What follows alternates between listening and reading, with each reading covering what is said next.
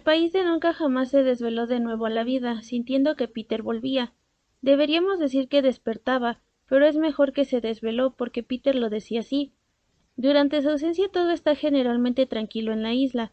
Las hadas se levantan media hora más tarde por las mañanas, los animales cuidan a sus cachorros, los pieles rojas comen a 2 carrillos durante 6 días y 6 noches, y cuando los piratas y los niños perdidos se encuentran, se limitan a morderse los pulgares en señal de desprecio.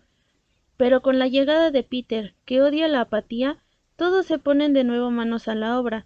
Si ahora se acerca la oreja al suelo, se puede escuchar a toda la isla bulliendo de vida. Aquella noche las principales fuerzas isleñas estaban dispuestas así.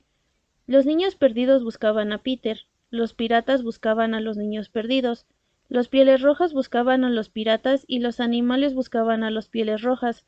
Daban vueltas por toda la isla, pero no se encontraban, porque todos iban a la misma velocidad. Unos y otros estaban sedientos de sangre, excepto los chicos, que normalmente adoraban los combates, pero aquella noche habían salido a celebrar a su capitán. Naturalmente los chicos de la isla varían, según sean asesinados o mueran por otras causas, y cuando parece que están creciendo, lo que va contra las reglas, Peter reduce su número, pero en aquella época había 6 contando a los gemelos como 2. Fijamos que nos tumbamos aquí entre las cañas de azúcar y observémoslos mientras van sigilosos en fila india, cada uno con la mano en su daga. Peter les habría prohibido parecerse a él, y por ello visten las pieles de los osos a los que han matado, y son tan redondos y blandos que ruedan cuando se caen, por eso han aprendido a caminar con pies firmes. El primero en pasar es Toothless. No es el menos valiente, pero sí el más desafortunado en toda la valiente pandilla. Ha participado en menos aventuras que los demás, porque cuando sucedían los hechos importantes, él siempre acababa de doblar la esquina. Cuando las cosas estaban tranquilas y él aprovechaba para ir a recoger ramas secas para quemar, justo cuando volvía, los demás estaban limpiando la sangre. Su mala suerte le había dado un aspecto de amable melancolía, y en vez de irritarlo, le había suavizado el carácter, tanto que era el más humilde de los chicos. Pobre Toothless, para ti esta noche huele a peligro en el aire. Evita que una aventura te sumerja en el más profundo dolor. Toothless, el hada Campanilla, que esta noche está dispuesta al mal, está buscando un instrumento y cree que a ti es más fácil engañarte que a cualquier otro chico. Cuidado con Campanilla. Ojalá pudiera oírnos, pero nosotros no estamos en la isla en realidad, y él pasa de largo mordiéndose los puños. Luego llega Nips, risueño y cortés, seguido de Slickly, quien con la madera de los árboles hace flautines y baila en éxtasis con el sonido de sus propias melodías. Él es el más presumido de los chicos. Cree recordar el tiempo en que aún no se había perdido, y las maneras y costumbres de aquel entonces, y por eso su nariz apunta hacia arriba de una manera casi ofensiva. Curly es el cuarto, es un auténtico granuja, y tantas veces ha tenido que acusarse cuando Peter dice seriamente que salga quien ha hecho esto, que ya al oír esa orden da un paso adelante automáticamente, sea o no el culpable. Por último están los mellizos, que no se pueden describir porque no quedaría claro a cuál de los dos se está describiendo. Peter nunca supo quiénes eran los mellizos, y como a su pandilla no le está permitido saber cosas que él no sabía, ellos dos no tenían claro quiénes eran, y ponían todo su empeño en satisfacer a los demás manteniéndose siempre cerca el uno del otro, como en actitud defensiva. Los chicos se pierden en la oscuridad, y tras una pausa no demasiado larga, porque en la isla todo ocurre rápidamente, llegan los piratas siguiéndoles la pista. Antes de verlos los oímos, y la pavorosa canción siempre es la misma. Alto, marinero, ¿dónde vas? Cuidado con el pirata si un cañonazo te mata.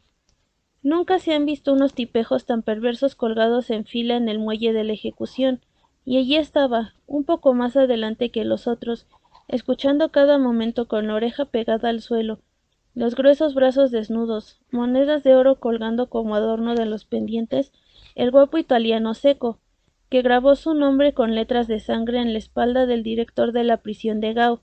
El gigantesco negro detrás de él ha tenido muchos nombres desde que abandonó el suyo, porque lo utilizaban las madres de color para asustar a sus hijos a las orillas del Wat Homo. También está Bill Jukes, tatuado de la cabeza a los pies. El mismo Bill Jukes que sacó del combate a 6 docenas de personas en el Walrus, antes de ceder un saco de monedas de oro. Y luego está Cookson, que decía que era el hermano de Black Murphy, algo que nunca se demostró, y Starkey el caballero, que antes trabajaba como bedel en un colegio, y aún hoy se mantenía muy ceremonioso en sus métodos de asesinato. Tremenda corona era James Garfio, o como él mismo afirmaba, Has Garfio, de quien se decía que era el único hombre del mundo capaz de dar miedo a Barbecue, el cocinero de a bordo. Iba cómodamente en un tosco carro tirado y empujado por sus hombres, y en lugar de la mano derecha tenía un garfio de hierro, con el que los azuzaba continuamente para que acelerasen el paso. El terrible hombre los trataba como si fueran perros, y como perros ellos le obedecían.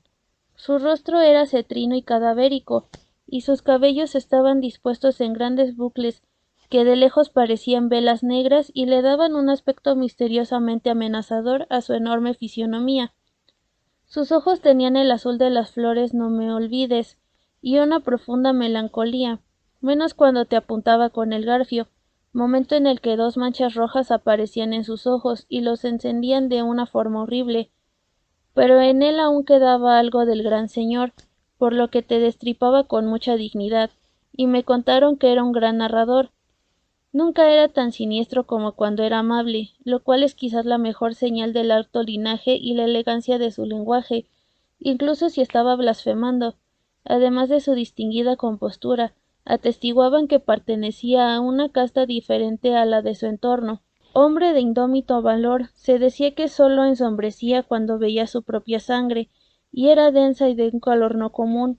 En cuanto a la ropa, intentaba imitar a la forma de vestir que se asocia a Carlos II, pues había oído decir que había en él una peculiar similitud con los desventurados Stuart, y llevaba en la boca una boquilla inventada por él mismo, que le permitía fumar dos puros al mismo tiempo, pero sin duda lo más terrible de su persona era la garra de hierro. Matemos ahora a un pirata para mostrar el sistema de Garfio. Cojamos Skylights. Mientras pasa, Skylights lo empuja torpemente y arruga su cuello de encaje. El garfio se abre paso. Un rasgón, un grito, el cuerpo es apartado de una patada y los piratas que siguen su camino. Ni siquiera se ha sacado los puros de la boca. Este es el terrible hombre contra el que lucha Peter Pan. ¿Quién saldrá vencedor?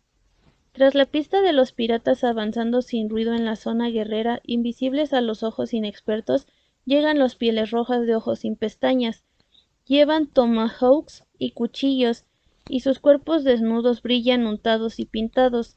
Alrededor de la cintura atan las cabelleras arrancadas a los niños o a los piratas, porque esta es la tribu de los Picanini, que no hay que confundir con la de los Delawares o la de los Hurons, de corazón más tierno. Delante de ellos avanza a gatas gran pequeña pantera, un valiente tan lleno de cabelleras que a veces le impiden proceder en esa posición. En la retaguardia, la posición de mayor peligro, está Tigrilla, soberbiamente erguida, una auténtica princesa. Es la más hermosa de las dianas negras y la favorita de los Picanini. Coqueta, a veces fría, a veces ardiente. No hay ningún hombre de valor que no desee casarse con esa caprichosa criatura, pero ella siempre destroza el altar de un hachazo. Míralos mientras pasan sobre las ramas secas caídas sin hacer ni el más mínimo ruido.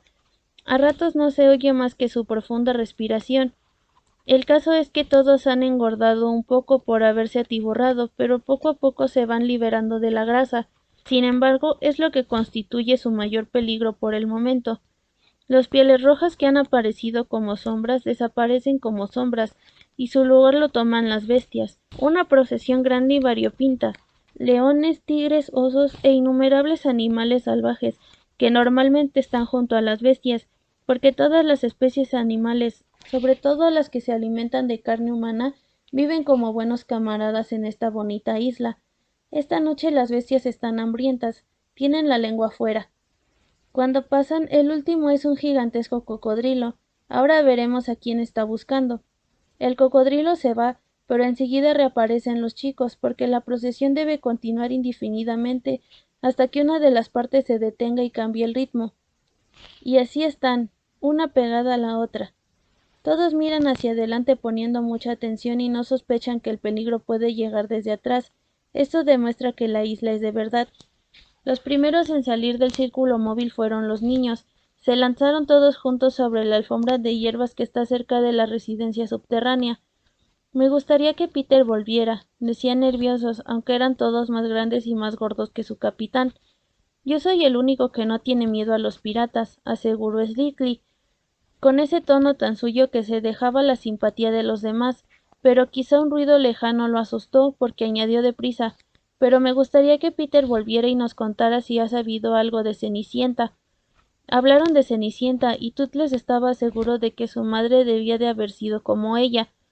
Solo durante la ausencia de Peter podían hablar de madres, porque él había prohibido tocar ese tema por considerarlo estúpido. Todo lo que recuerdo de mi madre, dijo Nibs, es que le decía a menudo a mi padre, «Oh, cómo me gustaría tener una chequera solo para mí. Yo no sé lo que sea una chequera, pero me encantaría darle una a mi madre». Mientras hablaban escucharon un ruido lejano. Nosotros que no somos criaturas salvajes no habríamos oído nada, pero ellos lo oyeron, y era la terrible canción. «Alto que pase el pirata, ondean en su bandera dos tibias y una calavera. ¡Viva la vida del pirata!». Están los niños perdidos. ¿Pero dónde están? Ya no están. Se han escapado rápidos como liebres. Ahora les diré dónde están. Excepto Nibs, en misión de reconocimiento, ya se encuentran en su casa subterránea, una acogedora resistencia que veremos mejor muy pronto. ¿Pero cómo han llegado?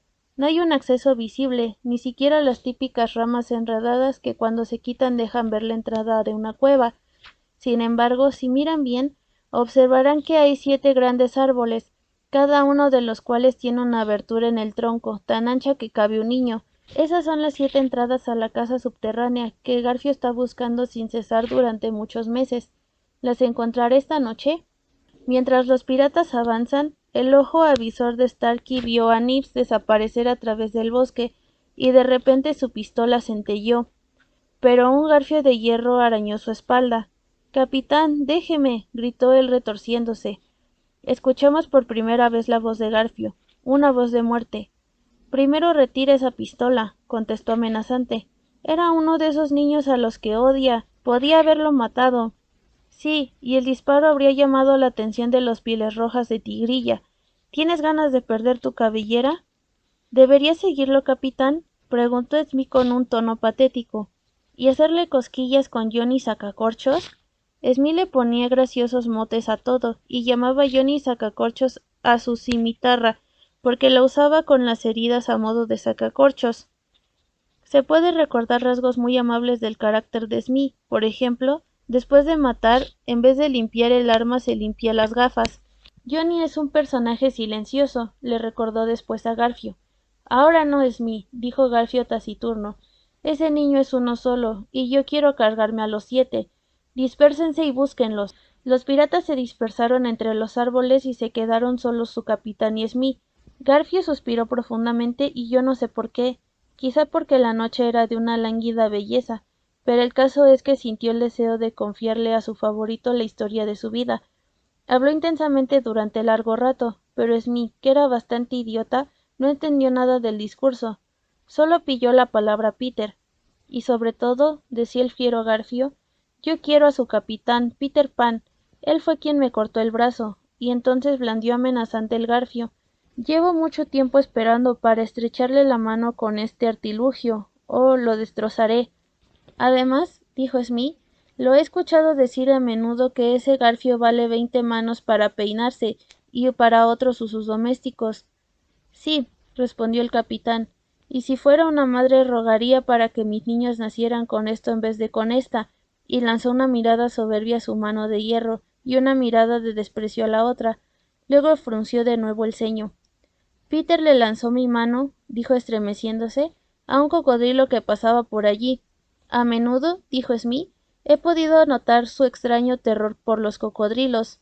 «No es por los cocodrilos», corrigió Garfio, «sino por ese cocodrilo». Bajó la voz. «Mi mano le gustó tanto a Smith que desde entonces me persigue por mar y tierra relamiéndose por lo que aún me queda de mi cuerpo».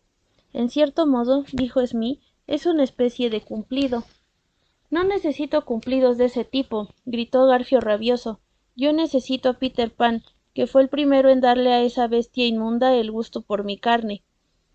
Estaba sentado en una gran seta. Su voz se estremeció. Smith, retomó con aspereza. Ese cocodrilo ya me había comido si no fuera porque por casualidad engulló un reloj que hace tic-tac en su cuerpo, y por eso antes de que me pille yo oigo ese tic-tac y me escapo. Rió, pero su risa tenía un tono falso. Tarde o temprano, dijo Smith, el reloj se detendrá y él podrá alcanzarlo. Garfio se humedeció los labios secos. Sí, contestó, ese es el miedo que me invade. Desde que se había sentado había notado un extraño calor. Smith, añadió, este asiento está caliente. Se puso encima de un salto. Rayos y truenos. Quema. Examinaron la seta que tenía unas proporciones y una solidez desconocidas en el mundo. Intentaron arrancarla y lo consiguieron enseguida, porque no tenía raíz. Algo aún más extraño, empezó a salir humo. Los piratas miraron. ¡Una chimenea! Fue su exclamación. De hecho, justo habían descubierto la chimenea de la casa subterránea. Los niños tenían la costumbre de cerrarla como una seta cuando los enemigos estaban cerca, y no solo salía humo, llegaban voces infantiles porque los niños se sentían tan seguros en su escondite que estaban charlando alegremente. Los piratas escucharon con el gesto torvo y luego volvieron a poner la seta en su sitio. Miraron a su alrededor y vieron los agujeros en los 7 árboles. ¿Los ha escuchado diciendo que Peter Pan no está? Murmuró Smith agitando a Johnny sacacorchos. Garfio sintió.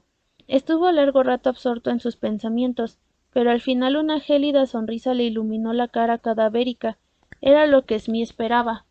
Adelante con nuestro plan, capitán, gritó ansioso. Vuelvan al barco, ordenó Garfio pausado y a regañadientes, y horneen una buena tarta de considerable grosor, cubierta de azúcar verde. Debe de haber una sola habitación ahí abajo porque solo hay una chimenea. Esos estúpidos topos no han entendido que no era necesaria una puerta para cada uno. Eso significa que no tienen madre. Dejaremos una tarta en el camino de la laguna de las sirenas. Estos niños siempre van allí a nadar y a jugar con ellas. Encontrarán la tarta y se la zamparán enseguida, porque como no tienen madre no saben que es malo comerse una tarta recién hecha y todavía húmeda. Soltó una carcajada, esta vez no falsa sino genuina. Ja, ja, morirán todos. Smith había escuchado con creciente admiración. Es la astucia más malvada y fascinante que puede imaginar, gritó y en pleno júbilo se pusieron a bailar y a cantar. Quieto, marinero, quieto allá. Rápido del terror serás presa, cuando Garfio te alcanzará cogiéndote por sorpresa. Comenzaron las estrofas, pero no las terminaron, porque otro ruido los interrumpió. Al principio era tan leve que hasta el sonido de una hoja al caer lo habrían cubierto, pero a medida que se acercaba se hizo más nítido. Tic-tac, tic-tac. Garfio se estremeció inmóvil con un pie en el aire. ¡El cocodrilo! Balbuceó, y salió corriendo enseguida por su amigo. Era el cocodrilo. Había sobrepasado a los Pieles Rojas que ahora estaban tras la pista de los demás piratas, y llegaban cautelosamente detrás de Garfio. Los niños salieron de nuevo al aire libre, pero los peligros de la noche no habían terminado, porque Nip se interrumpió entre ellos, sin aliento, seguido por una manada de lobos. Las lenguas de sus perseguidores salivaban, sus aullidos eran terroríficos.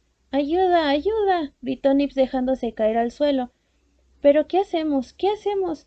Era otro elogio a Peter el hecho de que en ese momento todos sus pensamientos se dirigieran a él. ¿Qué haría Peter? Preguntaron todos a una, y casi enseguida añadieron, él los miraría a través de las piernas. Y también hagamos lo que haría Peter. No hay una forma más segura de retar a los lobos y los chicos se agacharon todos juntos y los miraron a través de sus propias piernas. Hubo un momento terriblemente largo, pero la victoria llegó muy pronto, porque a medida que los chicos avanzaban hacia los lobos en esa actitud, estos se iban con el rabo entre las piernas. Entonces Nip se levantó y los demás creyeron que sus ojos seguían mirando fijamente a los lobos, pero no eran los lobos lo que estaba observando. He visto algo maravilloso, exclamó mientras los demás lo rodeaban ansiosos. Un gran pájaro blanco y vuela hacia aquí. ¿Qué tipo de pájaro crees que es? No lo sé, dijo Nips atemorizado, pero parece muy cansado y mientras vuela dice pobre Wendy. ¿Pobre Wendy? Recuerdo, dijo enseguida Nips, que ciertos pájaros se llaman precisamente Wendy. Ahí viene, gritó Curly señalando a Wendy arriba. Wendy estaba casi sobre ellos, así que pudieron oír su penoso llanto. Más nítida llegó la voz aguda de Campanilla. La celosa hada se había quitado toda máscara de amistad y se lanzaba sobre su víctima por todos lados, pellizcándola salvajemente. —¡Oh, Campanilla! —gritaron los chicos estupefactos. La respuesta sonó así: —Peter quiere que maten a esta Wendy. No tenían costumbre de discutir las órdenes de Peter. —Hagamos lo que quiere Peter —exclamaron los ingenuos niños—. —¡Rápido! ¡Arcos y flechas! Todos menos Tootles descendieron por la abertura de los árboles. Él ya llevaba el arco y la flecha. Campanilla se dio cuenta y se frotó las manitas. —¡Rápido, Tootles, rápido! —chilló—. Peter estará contentísimo. Nervioso, Tootles tensó la flecha en el arco. —Échate a un lado, Campanilla —gritó y tiró, y Wendy cayó fluctuando con una flecha en el pecho.